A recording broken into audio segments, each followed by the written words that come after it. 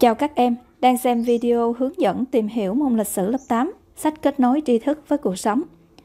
Video này, cô xin hướng dẫn các em tìm hiểu bài 12, Chiến tranh thế giới thứ nhất 1914-1918 và Cách mạng tháng 10 Nga 1917. Trước tiên, các em cùng tham gia hoạt động khởi động bằng cách trả lời các câu hỏi sau. Quan sát hình 12.1, hình 12.2 và cho biết những hình ảnh trên liên quan đến sự kiện lịch sử nào của thế giới. Hình 12.1, xe tăng quân đội Anh tấn công quân Đức ngày 15 tháng 9 năm 1916. Hình ảnh này liên quan đến chiến tranh thế giới thứ nhất. Hình 12.2, trang bìa một bản dịch tác phẩm 10 ngày rung chuyển thế giới của John Rick. Hình ảnh này liên quan đến sự kiện Cách mạng tháng 10 Nga năm 1917. Các em ạ, thế kỷ 20 đã đi qua với hai cuộc chiến tranh thế giới là chiến tranh thế giới thứ nhất và chiến tranh thế giới lần thứ hai. Và cũng trong giai đoạn này diễn ra một cuộc cách mạng làm rung chuyển thế giới, chiếu sáng năm châu, thức tỉnh hàng triệu người bị áp bức bóc lột trên toàn thế giới. Đó chính là Cách mạng tháng 10 Nga. Vậy thì nguyên nhân, diễn biến, kết quả, tính chất, đặc điểm của chiến tranh thế giới thứ nhất và Cách mạng tháng 10 Nga năm 1917 ra sao? Bài học hôm nay sẽ giúp các em trả lời những câu hỏi trên. Mục tiêu của bài học này, chúng ta sẽ nêu được nguyên nhân bùng nổ chiến tranh thế giới thứ nhất, phân tích, đánh giá được hậu quả và tác động của chiến tranh thế giới thứ nhất đối với lịch sử nhân loại, nêu được một số nét chính như nguyên nhân, diễn biến, tác động và ý nghĩa của Cách mạng tháng 10 Nga năm 1917. Bài này cô sẽ chia thành hai video. Video này chúng ta sẽ tìm hiểu nội dung 1, chiến tranh thế giới thứ nhất năm 1914 đến năm 1918. Để tìm hiểu về một cuộc chiến tranh hay một cuộc cách mạng, chúng ta sẽ tìm hiểu nguyên nhân, diễn biến, kết quả, tác động và ý nghĩa của nó. Bây giờ, cô mời các em cùng tìm hiểu nguyên nhân dẫn đến chiến tranh thế giới thứ nhất. Chúng ta xem phiếu học tập số 1. Các em hãy giúp cô trả lời hai câu hỏi sau. Câu 1. Nguyên nhân sâu xa dẫn đến chiến tranh thế giới thứ nhất là gì? Và câu số 2. Sự kiện nào châm ngòi cho chiến tranh thế giới thứ nhất bùng nổ? Cô sẽ dành thời gian 2 phút để các em suy nghĩ và tìm câu trả lời cho hai câu hỏi này. Nếu không kịp thời gian, hãy bấm dừng video lại nhé.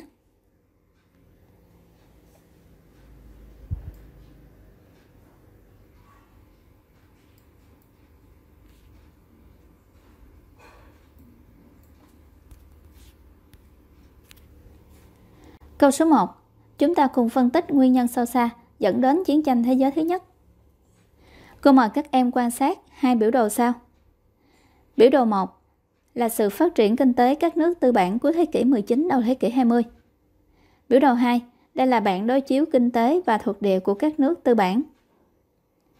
Quan sát vào biểu đồ 1 và biểu đồ 2, ta thấy nền kinh tế của các nước đế quốc cuối thế kỷ 19, đầu thế kỷ 20 phát triển không đều. Những đế quốc trẻ là Đức và Mỹ phát triển rất nhanh chóng. Giai đoạn từ năm 1860 đến giai đoạn 1900-1913, Đức từ vị trí thứ 3 thế giới vươn lên vị trí thứ 2 về kinh tế, và Mỹ từ vị trí thứ 4 thế giới vươn lên đứng đầu thế giới. Tuy nhiên, những nước này lại có rất ít thuộc địa. Còn các nước đế quốc già như Anh và Pháp thì phát triển chậm lại, nhưng lại chiếm phần lớn thuộc địa. Chúng ta quan sát tiếp bức tranh biếm họa hình 12.3. Đây là bức tranh miêu tả các thuộc địa như miếng bánh khổng lồ, bị các nước đế quốc phân chia, xâu xé thành những phần to, nhỏ không đều. Trong đó, phần bánh thuộc về các nước đế quốc già như Anh, gắn với nhân vật ở ngoài cùng bên phải bức tranh, và Pháp, gắn với nhân vật ở ngoài cùng bên trái bức tranh, chiếm phần lớn. Còn Mỹ, nhân vật đội mũ phớt ngồi thứ 2 từ phải sang, và Đức, nhân vật thứ 3 từ phải sang, chỉ chiếm một phần rất nhỏ. Phần còn lại còn có sự tranh giành lẫn nhau giữa Nga và Nhật. Đây là một hình ảnh biếm họa rất sinh động về sự phân chia không đều hệ thống thuộc địa giữa các nước đế quốc. Chính vì sự mâu thuẫn giữa đế quốc với đế quốc về vấn đề thuộc địa đã trở nên vô cùng gay gắt, dẫn đến sự hình thành hai khối quân sự đối lập nhau. Đó là khối liên minh, gồm các nước Đức, Áo, Hun, Italia, ra đời vào năm 1882, và khối hiệp ước, gồm Anh, Pháp và Nga, ra đời vào năm 1907. Cả hai khối quân sự này đều ra sức kích động chủ nghĩa dân tộc cực đoan, chạy đua vũ trang, tìm cớ gây chiến tranh, mong muốn thanh toán địch thủ của mình để phân chia lại thị trường, thuộc địa và làm bá chủ thế giới. Đây chính là nguyên nhân sâu xa của cuộc chiến tranh thế giới thứ nhất. Câu số 2. Nguyên nhân trực tiếp xảy ra chiến tranh thế giới thứ nhất. Năm 1912 đến năm 1913, tình hình ở bán đảo Ban Căng rất căng thẳng. Ngày 28 tháng 6 năm 1914, xảy ra sự kiện Thái tử Áo Hun là Ferdinand bị ám sát tại Serbia. Bọn quân Việt, Đức, Áo Hun đã chớp lấy cơ hội để gây chiến tranh. Như vậy ta thấy sự kiện này thực chất chỉ là một giọt nước làm tràn ly. Nó chỉ là một cái cớ để các bên chính thức khai chiến sau một thời gian dài chạy đua vũ trang nhằm chuẩn bị chiến tranh. Mâu thuẫn giữa các quốc gia ở châu Âu đã diễn ra và đã chín mùi. Các bên tham chiến từ trước đã có các cái mâu thuẫn đối kháng nhau và muốn triệt hạ nhau bằng quân sự để phân chia lại thế giới. Duyên cớ này chỉ là một cái cớ để cho cuộc chiến tranh nổ ra sớm hay muộn hơn mà thôi. Vì chiến tranh xảy ra là kết quả tất yếu của việc giải quyết những mâu thuẫn không thể điều hòa được. Như vậy ta thấy về nguyên nhân diễn ra chiến tranh thế giới thứ nhất, có hai nguyên nhân chính, đó là nguyên nhân sâu xa, là do sự phát triển không đều về kinh tế giữa các nước đế quốc, sự mâu thuẫn trong việc phân chia thị trường và thuộc địa dẫn đến hình thành các khối quân sự đối lập nhau, và nguyên nhân trực tiếp là sự kiện Thái tử Áo Hun bị ám sát. Về diễn biến, các em quan sát hình 12.4, chúng ta sẽ nêu tóm tắt diễn biến của chiến tranh thế giới thứ nhất. Hình 12.4, đây là sơ đồ hai giai đoạn của cuộc chiến tranh thế giới thứ nhất 1914-1918. Nhìn vào sơ đồ, ta thấy chiến tranh thế giới thứ nhất chia thành hai giai đoạn. Giai đoạn thứ nhất từ năm 1914 đến năm 1916 với các sự kiện tiêu biểu. Đức tuyên chiến với Nga, sau đó là tuyên chiến với Pháp.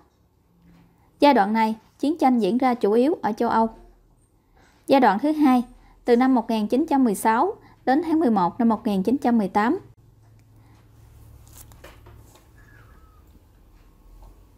Mỹ tham chiến cùng phe hiệp ước. Nga rút khỏi chiến tranh. Ngày 11 tháng 11 năm 1918, chính phủ mới ở Đức đầu hàng không điều kiện. Chiến tranh thế giới kết thúc với sự thất bại hoàn toàn của phe Đức, Áo, Hun. Qua nội dung chúng ta tìm hiểu ở trên, các em hãy giải thích vì sao gọi là chiến tranh thế giới thứ nhất. Chúng ta thấy cuộc chiến tranh này diễn ra trên quy mô rộng lớn, lôi kéo rất nhiều nước tham chiến.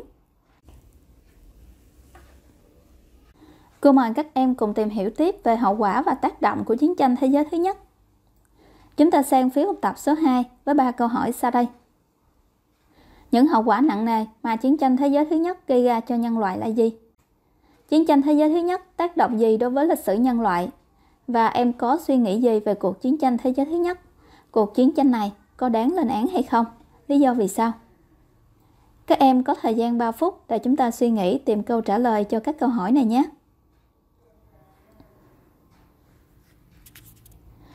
Câu số 1.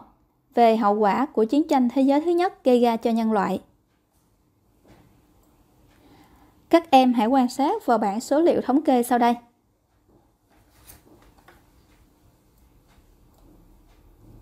Ta thấy chiến tranh thế giới thứ nhất gây ra hậu quả hết sức nặng nề đối với nhân loại. Nó đã lôi cuốn sự tham gia của 70 quốc gia, trong đó có 38 nước trực tiếp tham chiến và hàng triệu dân thường vào vòng khói lửa, khiến cho 10 triệu người thiệt mạng và khoảng 20 triệu người bị thương. Ngoài ra, nhiều thành phố, làng mạc, đường xá, nhà máy bị phá hủy. Thiệt hại về vật chất ước tính khoảng 85 tỷ USD. Câu số 2. Chiến tranh thế giới thứ nhất tác động gì đối với lịch sử nhân loại? Sau khi chiến tranh thế giới thứ nhất kết thúc, nó đã có tác động nhất định đối với lịch sử nhân loại. Tác động thứ nhất đó là làm cho bản đồ chính trị thế giới có sự thay đổi. Các nước đế quốc như là Đức, Nga, Áo, Hun, Ottoman đã tan rã. Hàng loạt các quốc gia mới ở châu Âu được ra đời. Tác động thứ hai làm thay đổi so sánh lực lượng giữa các nước tư bản. Mỹ trở thành quốc gia giàu mạnh nhất trong thế giới tư bản. Nhật Bản được nâng cao vị thế ở khu vực châu Á-Thái Bình Dương. Đức thì bị mất hết thuộc địa và một phần diện tích lãnh thổ, đồng thời phải gánh chịu những khoản bồi thường chiến phí khổng lồ. Các nước châu Âu khác như là Anh, Pháp bị tàn phá nặng nề, nền kinh tế kiệt quệ, nhiều nước trở thành con nợ của Mỹ. Một trật tự thế giới mới được thiết lập, thường được gọi là hệ thống Versailles, Washington. Trong quá trình chiến tranh, thành công của cách mạng tháng 10 Nga và việc thành lập nhà nước Xô Viết đã đánh dấu bước chuyển lớn trong cục diện chính trị thế giới. Câu số 3. Em có suy nghĩ gì về cuộc chiến tranh thế giới thứ nhất? Cuộc chiến tranh này có đáng lên án hay không? Vì sao? Qua nội dung đã học, ta thấy cuộc chiến tranh thế giới thứ nhất không đem lại lợi ích gì cho nhân dân lao động, còn gây ra nhiều thảm họa cho nhân loại, gây thiệt hại lớn về kinh tế.